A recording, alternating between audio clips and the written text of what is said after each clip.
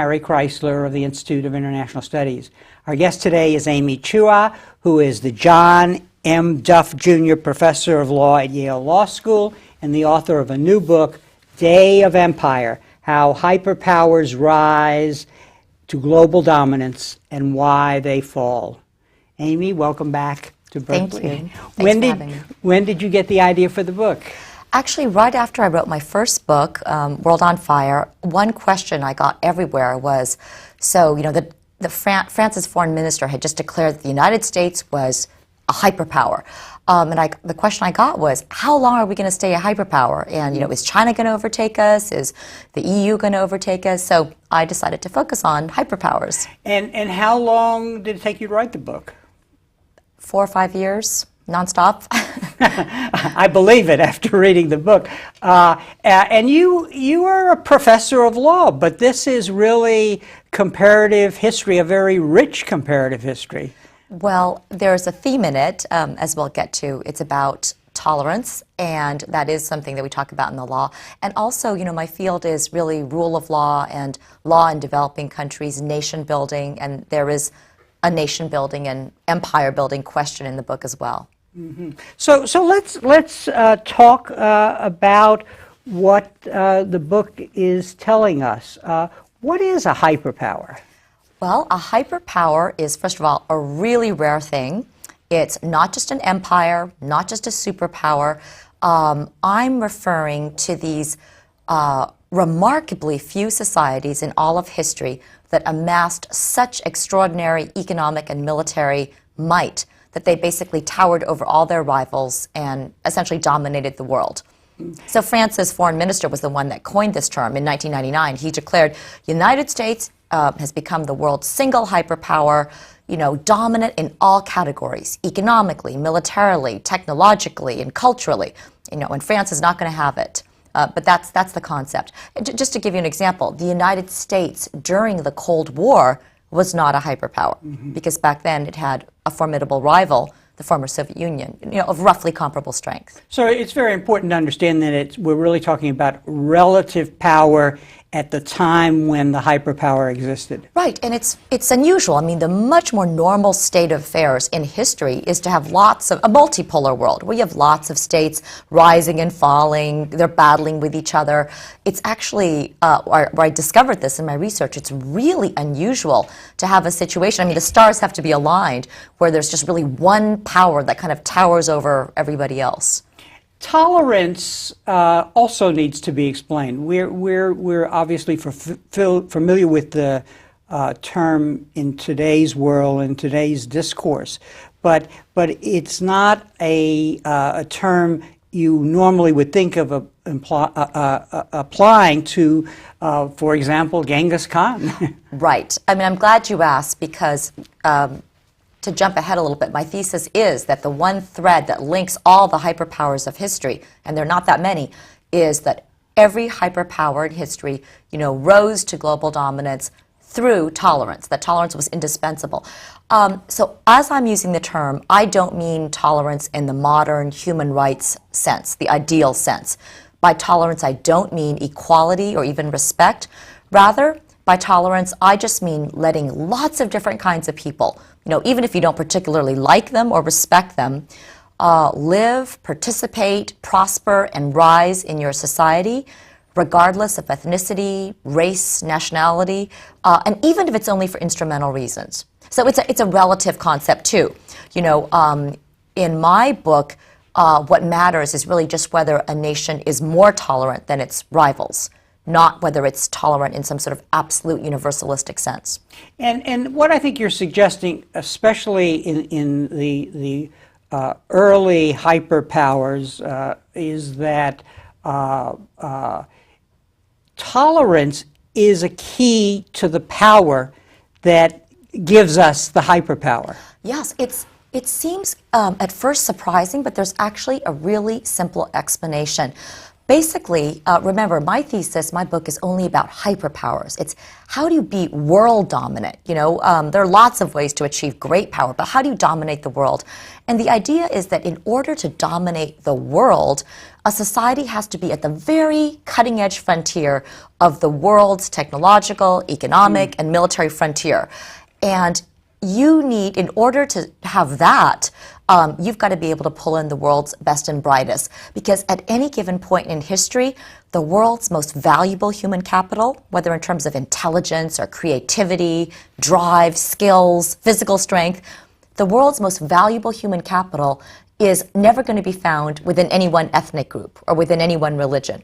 So to pull away from your rivals on a global scale, you've got to be able to pull in, the best and brightest from the world. So in ancient times, it was really simple. This kind of strategic tolerance was the only way you could build a huge military. If you limit your army to only, say, pure-blooded Spartans, your army's going to be inherently limited in size. I mean, how many pure-blooded Spartans are there? But if you open up your military to warriors of any nationality or race, you can amass a really huge military. And that's what the Achaemenid Persians did and what Rome did. Right. And were you surprised when you found this, when you go back to the Persian Empire and find that Darius was tolerant? Was this unexpected? I was completely surprised. First of all, I think most of us in the United States, when we think of antiquity, we think of Greece and Rome. And I knew very little about the Achaemenid Persian Empire. It was only when I was kind of searching through history with research assistants that I found the Achaemenid Persian Empire, founded in 550 BC by Cyrus the Great. I had no idea. That kingdom basically ruled 1/3 of the world's total population, 40 million people. And it swallowed up and just annexed, the great kingdoms of Mesopotamia, Assyria, Egypt, Babylonia, and the Greek city-states. So it was huge, and I'd never really heard of it. But again, to be clear, it's not that Darius the Great was tolerant in our human rights sense. This man impaled people and poked their eyes out, and, there were slaves. It was a very brutal society. I only mean tolerance in the sense that he let everybody into his military. He took craftsmen and warriors and builders from every part of his kingdom, and they basically amassed the largest war machine, that the earth had ever seen. And that part is sort of intuitive. It was surprising at first, but it's intuitive. How else do you build the biggest army? Right. And it's really the Romans who go furthest to achieving hyperpowerdom and sort of addressing this problem in a more substantial way. That is, how do you actually control the large numbers of people that come into your domain? Right. Hyperpowers face special problems because they extend their reach over so many diverse populations. So starting with Achaemenid Persia, what I mean by tolerance is Darius the Great and Cyrus the Great build these giant armies, but they also really were religiously tolerant. So other rival kings, they would, when you conquer a land, they would sort of suppress local cults and try to impose their own gods to show their power. Cyrus the Great, very shrewdly, the Persians, they did the opposite. They actually allowed local peoples to follow their own customs, speak their own languages, worship their own gods, and he actually not pretended, but he embraced local gods because that gave him legitimacy. So that was, to answer your question, that kind of tolerance was one way of making conquered peoples more compliant. They're less likely to rebel. But Rome went so much further in two ways. First, there was no ethnic ceiling in Rome. In Persia, all of the governors and certainly the people in the very highest positions of authority, they were all Persian. The number one position, they were all Persians. Not so in Rome. The Romans permitted educated men of any race or nationality to rise to the very highest positions of authority, including even the position of emperor.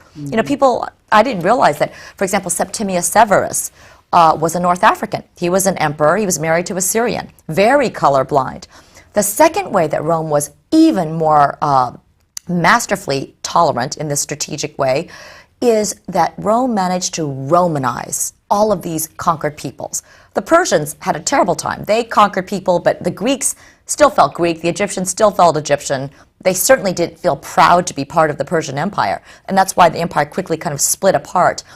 It was only military might that held it together. Rome, by granting citizenship to Gauls and Britons and Africans, made everybody feel Roman. So it was also sort of a form of assimilation accompanied by this kind of tolerance. And that's why I think they lasted so long.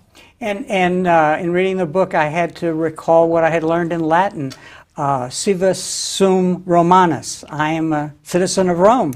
And people said that from every corner of the empire. You know, it's absolutely fascinating. From North Africa, Morocco, they felt it and they dressed like Romans. It was a great honor to be part of the empire. And if you were a citizen of Rome, there were limits to what the Roman government could do to you. I mean, if in our time you couldn't be rendered really because you had rights as a citizen of Rome. Right. It's both very modern and very pre-modern. It's very pre-modern, and I have to remind, it's important to remind ourselves that this is antiquity. Romans kept many, many slaves. Women didn't have any rights.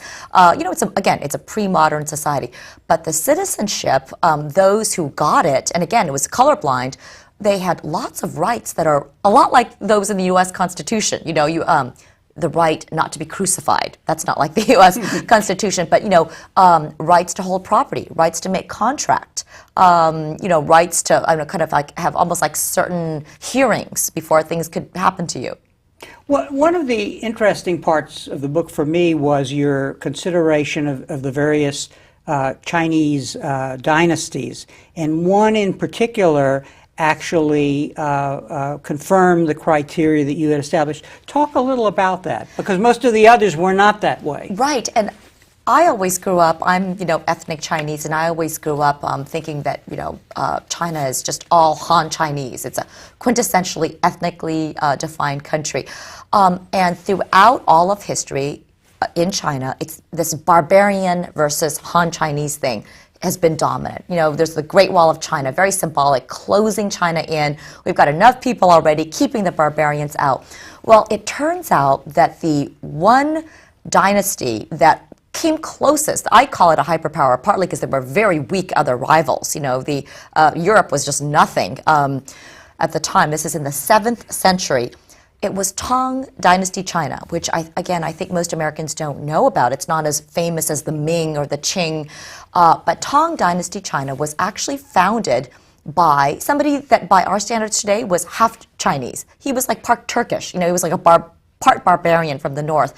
And this was the dynasty, I would say the only dynasty, where the emperors were openly hegemonic. They extended their reach to Persia, basically, in Vietnam. They took over Central Asia. But the key here is that they redefined the Chinese kingdom. These emperors said, barbarians are just like Chinese. I want to be emperor of both. And they took on sort of Turkish titles as well as Chinese titles. So it was very tolerant in this sense. It was the most tolerant of foreigners, Turkish influences, Persian, Arabic, just these things that you don't think of as part of Chinese society. So in Xi'an, that was the capital, it was called Chang'an before. It was the most cosmopolitan capital. I had no idea. If you go there now, there are mosques and Christian churches, the Nestorian Christianity. There were debates where they had all kinds of different religions, sort of aired and spoken about. So that was a fascinating, and for Chinese, this is actually the golden age. Because it was the period of real artistic and poetic flowering. So it was a fascinating case.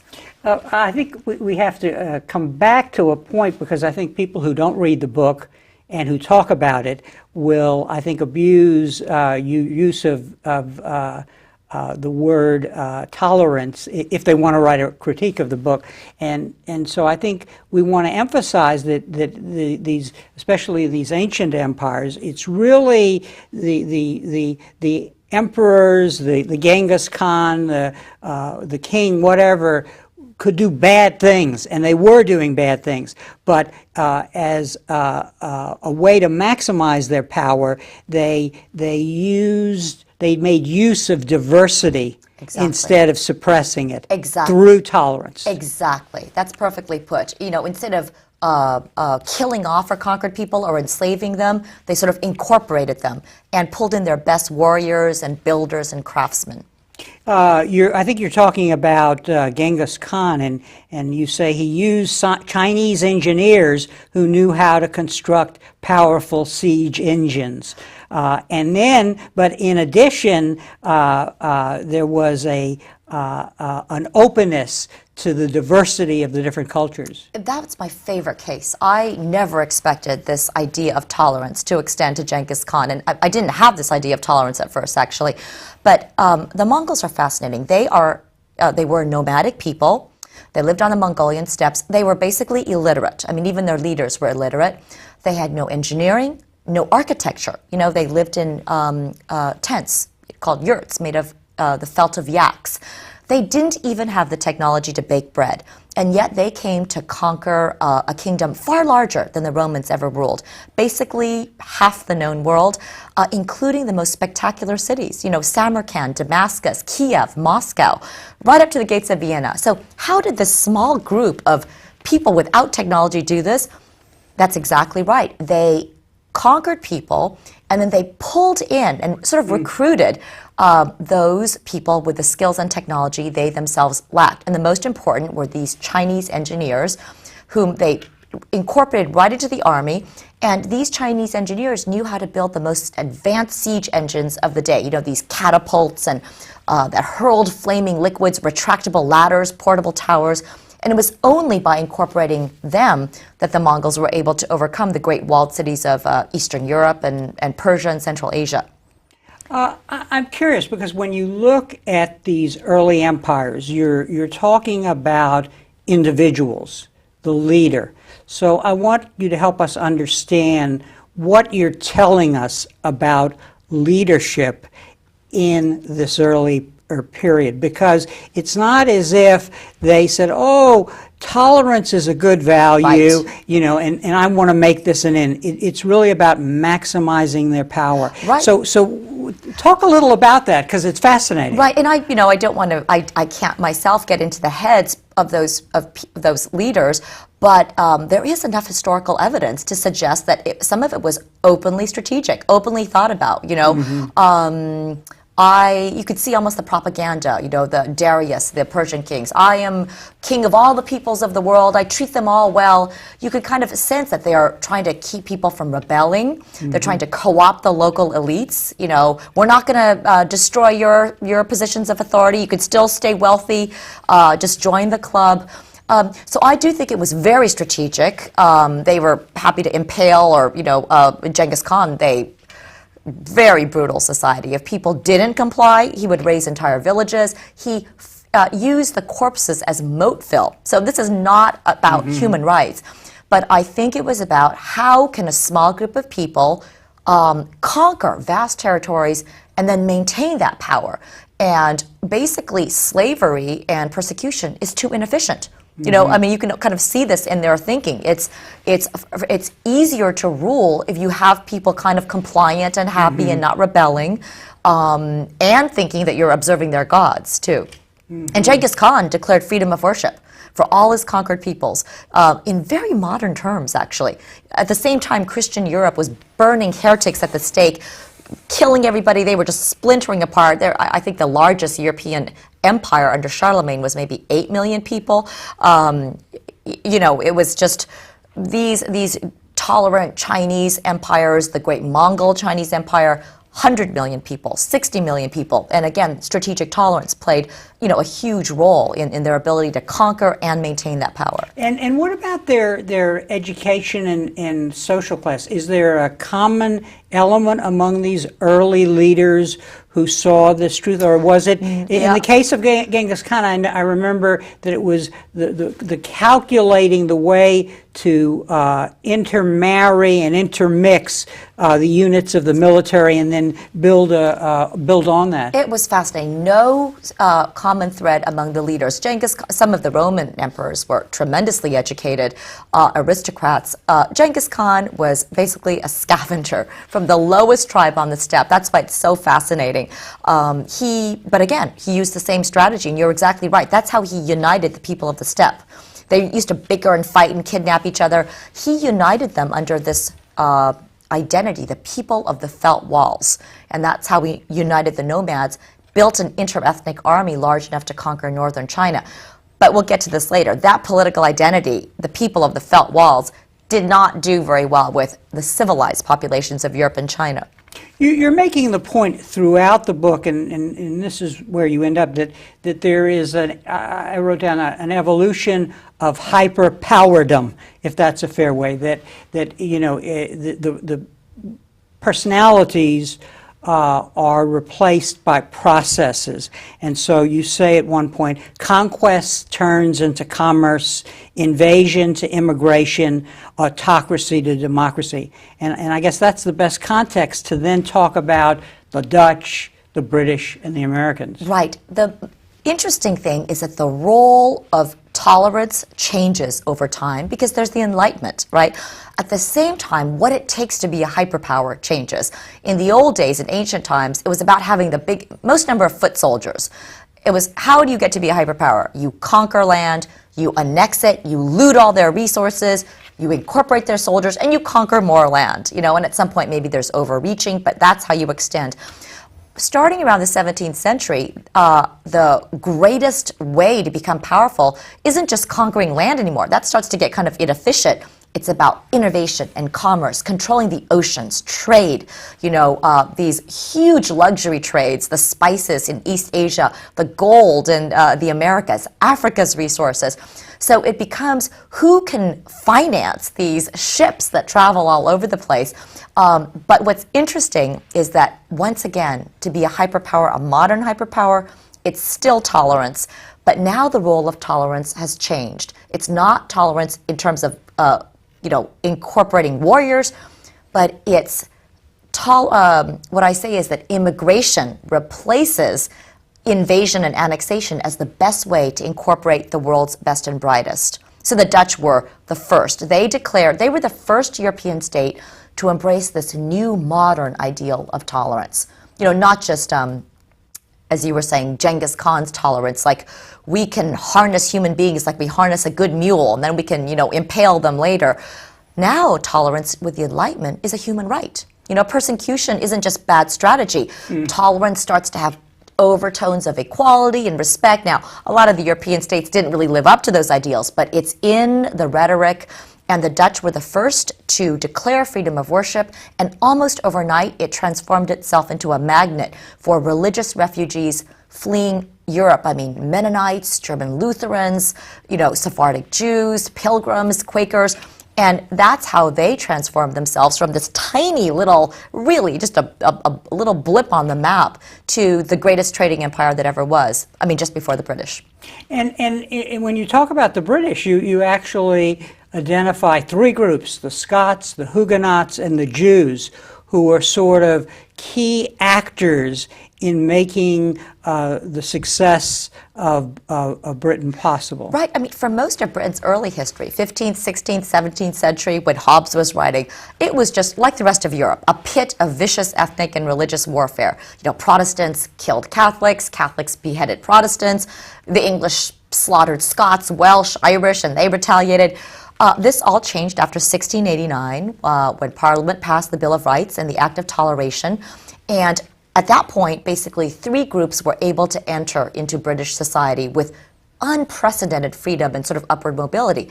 The Jews, who actually came over with William from Holland, they were actually some of the greatest financiers of the time, bankrollers of armies. They actually made London, they established the London Stock Exchange and turned London almost overnight into the world's commercial and financial center. The Huguenots were very important. Most importantly, the Scots. Instead of wasting resources fighting the Scots, the English allowed, through this kind of tolerance, they allowed the Scots to become the best empire builders for the kingdom. I mean, if you look at who was out there, in all the colonies, the Scots are wildly disproportionately represented. They also were completely central in England's Industrial Revolution, and also its leading thinkers. You hear about the Scottish Enlightenment, David Hume and Adam Smith. were both Scots. So, that really served the English well. And you actually point out that you named several great thinkers of the time who were actually in Holland, in the Dutch Empire first, in Amsterdam, I guess. So that was kind of interesting. These periods of tolerance, this mixture of both strategic, at this point it's morphing into an Enlightenment tolerance, often coincides with huge artistic flourishing too, because this kind of pluralism and diversity and freedom is very conducive to writing and thinking and art. It's not always, but you see that a lot. The Jews are an interesting case because the treatment of them occurs again and again, and it's almost an indicator of the potential to move toward being a hyperpower. Yeah, in Europe at this time, actually, I have a short chapter on Spain, which came close. It never became a hyperpower under my definition, although it was doing very, very well. But that was a time when actually many of the Jews were in Spain. They'd been expelled from England, France, and Germany. And I see this expulsion decree of 1492 was really shooting themselves in the foot. The Ottoman Sultan, actually, you were asking about personalities, actually specifically gloated. He said, you think they're good leaders? They just basically, lost their best assets, and the Jews have come here, bringing with them enormous trading and financial connections. I mean, they, for historical reasons, controlled the diamond trade, and a lot of the silver bullion trade, had a lot of early financing ability, became the bankrollers of armies. So you're right, when they were expelled from Spain, they went to the Ottoman Empire and really largely to Amsterdam. And that really largely explains Amsterdam's turning into the world's financial center for, that little brief moment in history. Let's look at why these hyperpowers unravel. We've touched on this already, but in bringing people in drawing the best talents to enhance power, you essentially are hoisted by your own petard. You essentially create a situation that leads to the unraveling. It's really interesting. I mean, what I noticed is that when hyperpowers decline, it often coincides with a turn to intolerance and xenophobia. But I want to be really clear, because this is another misunderstanding. I have a very strong causation story on the rise. I say that you can't become a globally dominant hyperpower unless you have this kind of strategic tolerance, so you can incorporate the world's best and brightest. I don't say that tolerance is what leads to decline. There are always many reasons for decline. Bad leaders, natural disasters, overreaching. But nevertheless, you often see decline accompanied by this intolerance, this kind of turn to xenophobia. But here's the catch. It's often too much tolerance and too much diversity that sows the seeds of decline. And what I mean by that is that every hyperpower in history has faced the same problem. As they extend their power to include more and more diverse people, so you're at the edge of the world, every hyperpower has faced what I call the problem of glue, for lack of a better term. And that is, how do you generate goodwill and cooperation and ideally loyalty among all these people that you've conquered and dominated? And actually, most of the past hyperpowers never solved this problem. The Persians, they conquered this giant territory, but they didn't have any overarching political identity to hold it together. Only military might held it together. So, Greeks still felt Greeks, like Greeks. Egyptians still felt like Egyptians. They didn't feel proud to be part of the Persian Empire. So within a short time, when a new, stronger military leader comes in this case, Alexander of Macedon, they just switched allegiances. They had never been patriots. Same with the Mongol Empire, nothing to hold that big territory together. The Europeans certainly didn't identify with the Mongols. Only Rome really solve this problem, and that's what we were talking about. Rome, by granting citizenship to conquered elites and soldiers, Romanized people. People from Syria to Algeria to Scotland to Spain, they felt Roman. They had this political identity that generated loyalty, and that is really tough for the United States. We can't do that. And I guess what the overall point before we talk about the United States is really that these successful hyperpowers in their ascent phase, respected the culture of other peoples. And I guess you're then suggesting, but after a certain time, there is a conflict with the identity that those people have and their sense of what they're entitled to or the better deal that they can get from another power. Exactly. It's so interesting. The very same tolerance that allowed, say, the Persians or the Tang Chinese or the Mongols to put together this giant empire also encouraged those subject peoples to preserve their own identities, their own languages, their own political affiliations. So, you know, again, under the Persians, the Egyptians still felt like Egyptians. They didn't feel Persian. So there's no glue to hold that empire together. There's no political overarching identity. So that's the sense that this kind of tolerance can sow the seeds of its own decline unless you also have a way of assimilating people, you know, and making them feel loyal to the kingdom. And Great Britain came pretty close. You know, actually a lot of subjects felt proud to be part of the British Empire. 1 million Indians fought in the First World War. But the Romans were the most spectacularly successful. And that's why I think that empire lasted so long. Now, you also get an unraveling at home in a way, and it seems that you're saying that those entities that have the most homogeneity, the most powerful sense of ethnic identity, which leads to a sense of the other as being the barbarian, either don't make the grade as a hyperpower. Here I'm thinking of Nazi Germany and of Japan, but then you're also suggesting that that's a problem of most of the Chinese dynasties. Yes, I mean, now first of all, I should say that it's an open question whether it's good to be a hyperpower. You know, a lot of societies don't even want to be a hyperpower. But yes, no society based on ethnic purity or ethnic cleansing or even religious zealotry has ever become a hyperpower. To be clear, my thesis is not that more tolerance always leads to more prosperity. It would be nice if that were the case, but sadly, plenty of brutally intolerant societies have amassed great power. And Nazi Germany is a great example. I talk about that society and Imperial Japan, these ethnically defined.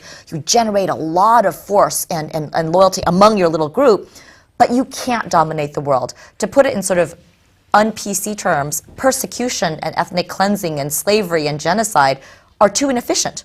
You know, I mean, it's like you waste resources. It's much better to motivate people and bring them into your service rather than, you know, imprisoning them. I mean, Nazi Germany was amazing. When they invaded parts of the Soviet Union, there were tens of millions of people who would have joined the Nazi side, but the Nazis said, no, we must extinguish these Slavic cockroaches. And that's, again, a kind of shooting themselves in the foot, if you think of it strategically, in addition to expelling all their great nuclear physicists, people like Einstein.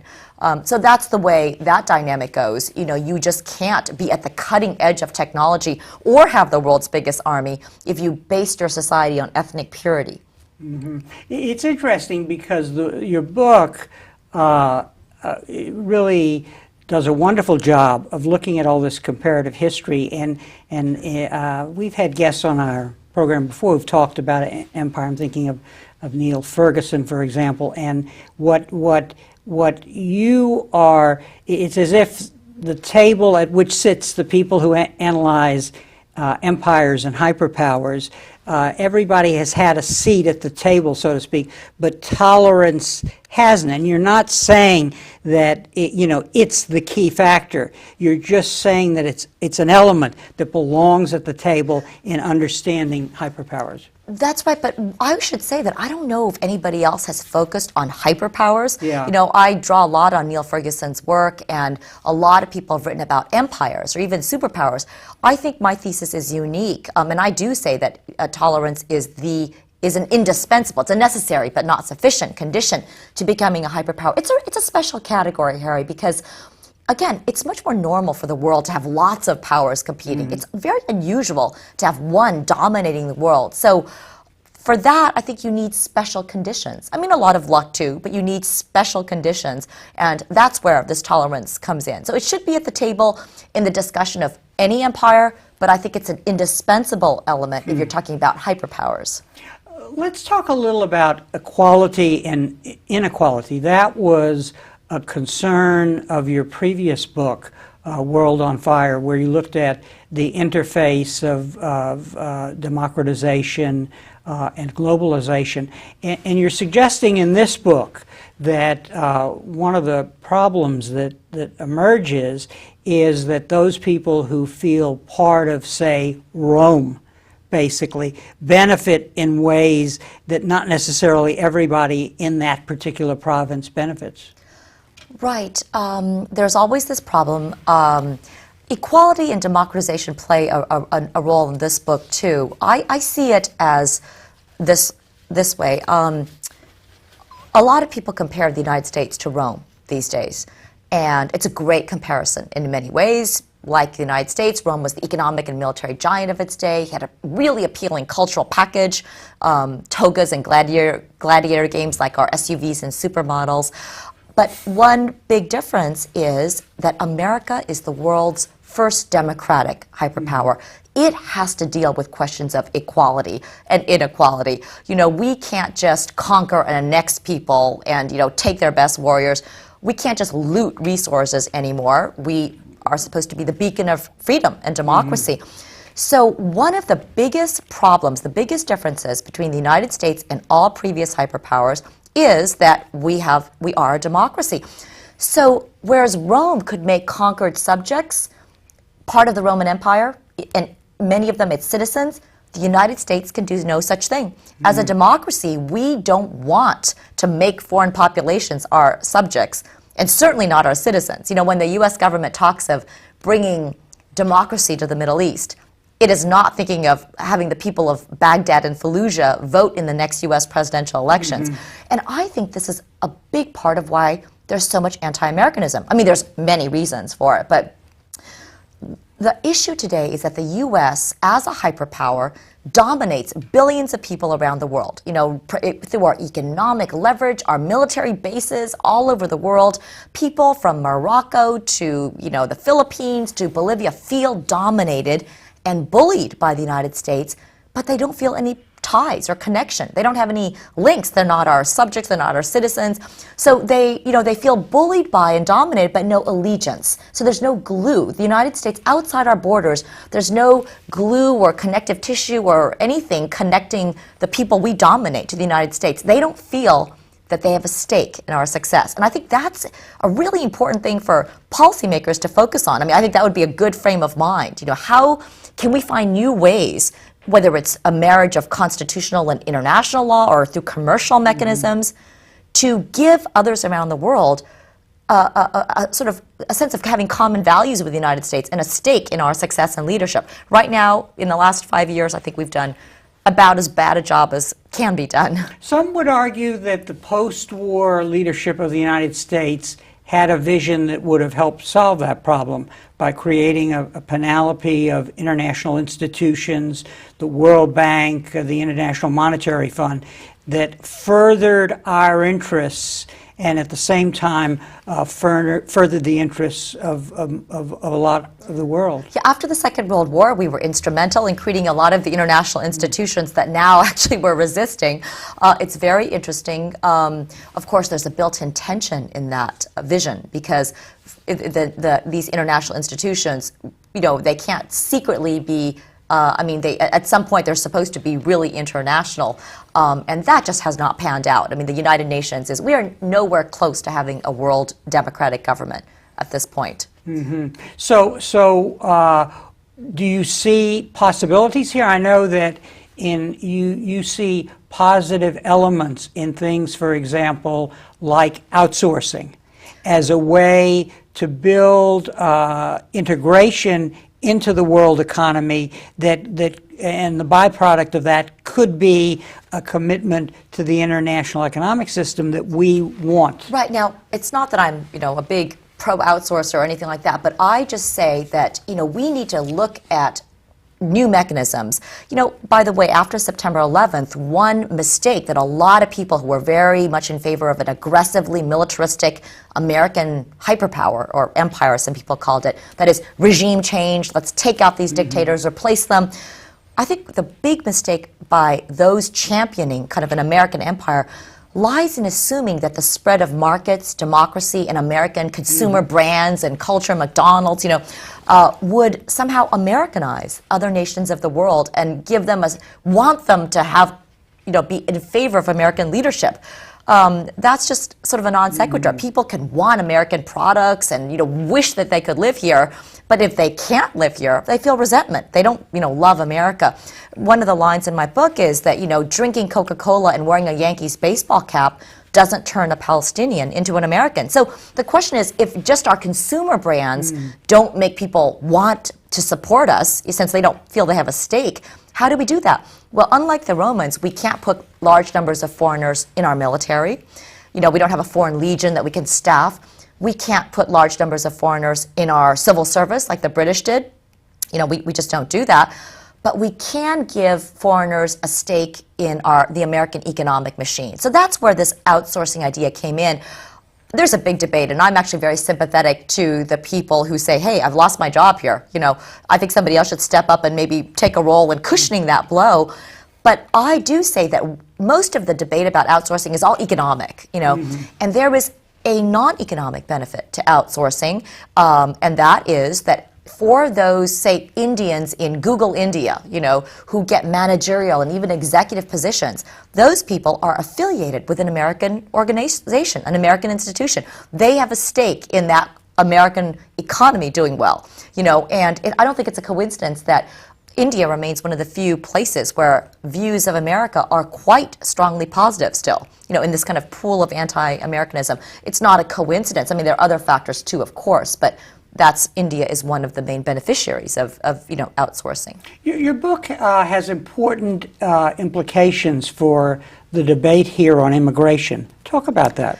Well, I think that, first of all, the current debate, it worries me that there's so many straw men out there. I think people are playing on American insecurity, and I think first we should just say that, of course, national security has to come first. Of course, the strict immigration measures are going to be needed.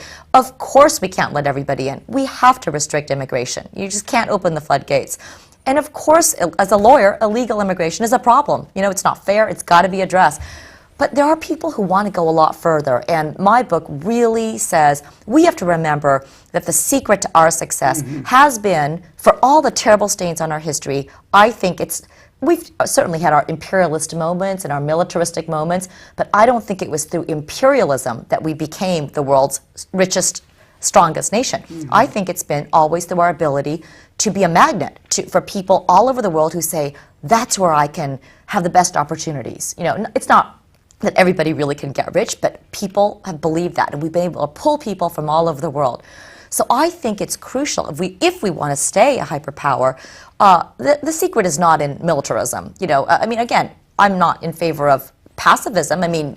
Terrorism may require strong military measures, but I think the real key is maintaining what we've always been, a relatively open, tolerant nation. That's what I think what we should be. Those are the implications. Now, I actually think that a relatively open immigration policy actually gets to the other problem vis-a-vis the rest of the world. It's one of the few ways we have to still have connections to the rest of the world. Not everybody can come, but people will have relatives that live in the United States who send back money. They themselves think, I know it's a very small chance, but I might someday. It's a country that somebody like me could someday end up in. Retaining a small lottery component to our immigration policy, I think is another way to maintain ties with the rest of the world. And I don't think this is the wrong time, I think, to shut down completely. Yes. So you make an important point, which is that many of the revolutions, the atomic revolution here that we mastered, the Silicon Valley revolution that has put us at the cutting edge of all technologies, really have been heavily dependent on people who've come from other parts of the world. It's fascinating. Right from the beginning, I mean, I did not know this until, right around the time of Benjamin Franklin. We were a small set of colonies. Even then, they said, we need to get the best gunpowder makers and textile producers and mill makers from Europe. They were recruiting even back then. Our westward expansion, people going out west, who was responsible for the industrial explosion? First, many immigrants from Europe bringing, skills and technology, but also just Irish, German, Scandinavians who populated the interior, settled the Northwest. I mean, that was crucial. The atomic bomb race, clearest case. I think our winning of the atomic bomb race in the Second World War was really directly the result of our ability to pull in these brilliant scientists like Einstein, who actually lived in Hungary and Germany, but they came here because they were fleeing Nazi persecution.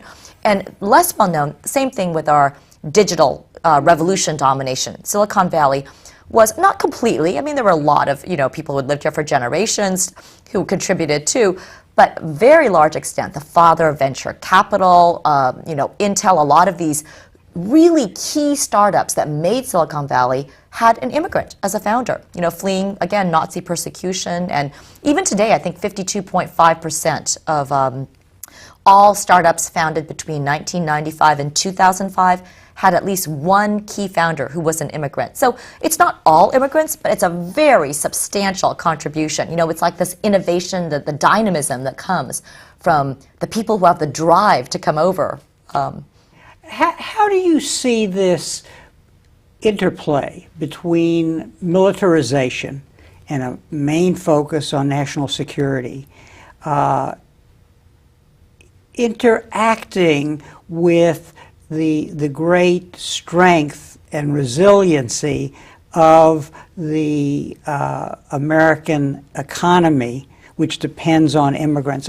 There's a real clash here. Yeah. And so I want you to tell me, as a lawyer and as somebody who does comparative history, what is the way out of this dilemma? Obviously, in this book, you're saying, hey, look at this aspect of the problem, which should help influence the public debate. A few years after September 11th, lots of voices calling for an aggressive, militaristic America to deal with terrorism, completely understandable. The national security strategy issued by the administration said we must do basically anything it takes to maintain a unipolar world. It was kind of putting militarism first. We've got to do this. I think that gets it exactly backwards. I think that's the way to fall from being a hyperpower. I think that, of course, we've had our imperialist moments, we've had a lot of militarism, but it wasn't through imperialism and militarism that we got to be the strongest nation. It's by being able to attract the best and brightest. That, ironically, is what gives us the cutting-edge technology, the chip, and it's that being on the cutting edge of technology that allows us to have the most lethal military weaponry. It's astonishing how much ahead we are of everybody else, militaristically. I mean, just in terms of our arsenal.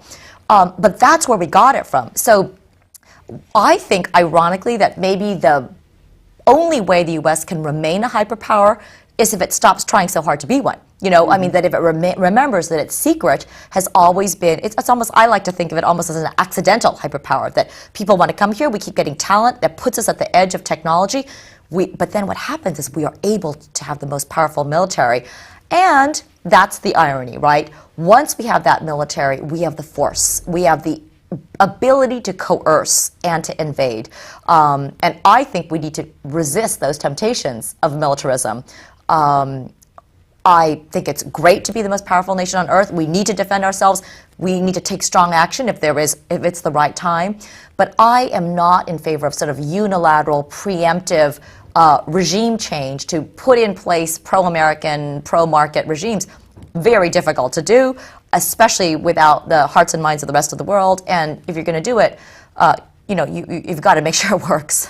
The irony here is the implications of the militarization, the sole focus on national security, is that you get a kind of chauvinism and ethnocentrism at home that undercuts the way we have been so successful, which That's is what so interesting. That's exactly right. I mean, if you start I mean, I'm an optimist, but if we go this direction of, there are all these bad foreigners, they're bad people, people who can't become Americans, whether because of their certain religion or religious or certain ethnicity, if we go that direction, I just think that is going in the opposite direction of what made America great. That's exactly right. This kind of xenophobia, fear-driven. I mean, I think it's, from researching history's hyperpowers, it's often at these moments of an external attack.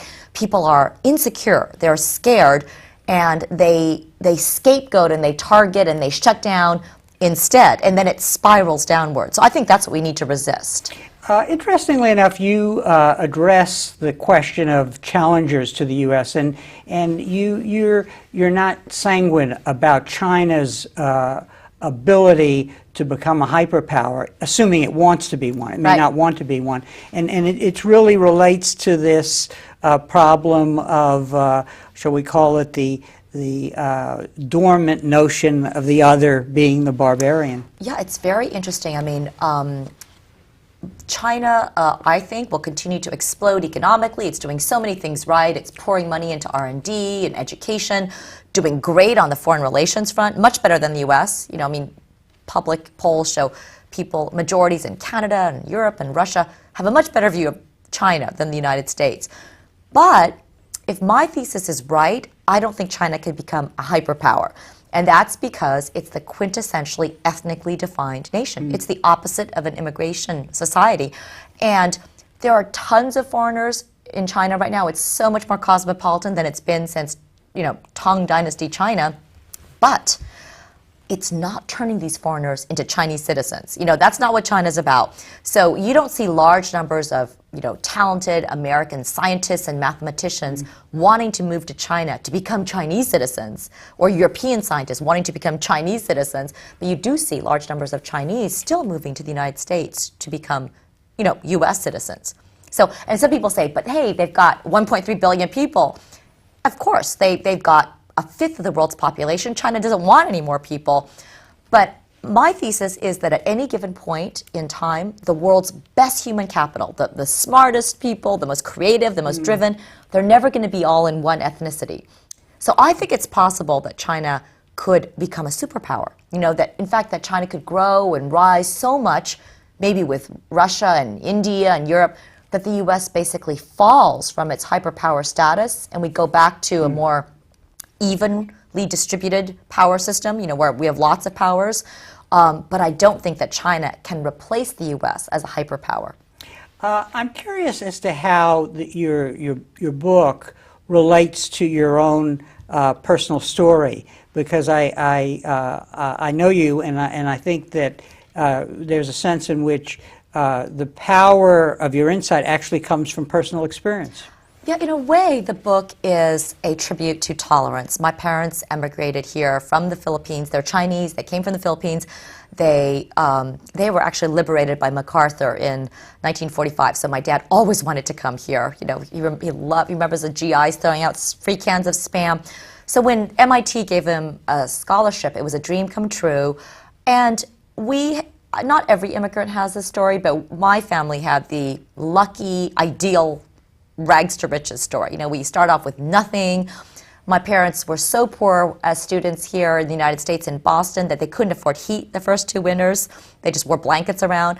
We had to work incredibly hard. And, things really worked out for us. So first and foremost, the book is a tribute to American tolerance, but at a different level, it's also a warning. I mean, when I grew up, everybody wanted to come to America. Everyone loved America. My grandfather, when he was 90, just before he died, said he wanted to become an American citizen. He had been here for 40 years, but he wanted to take the citizenship test.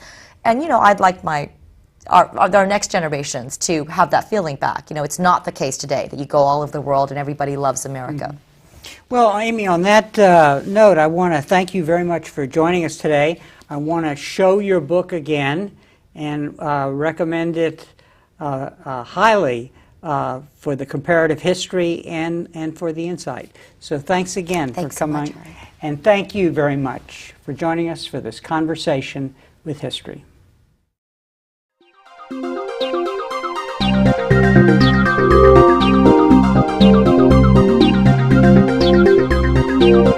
you.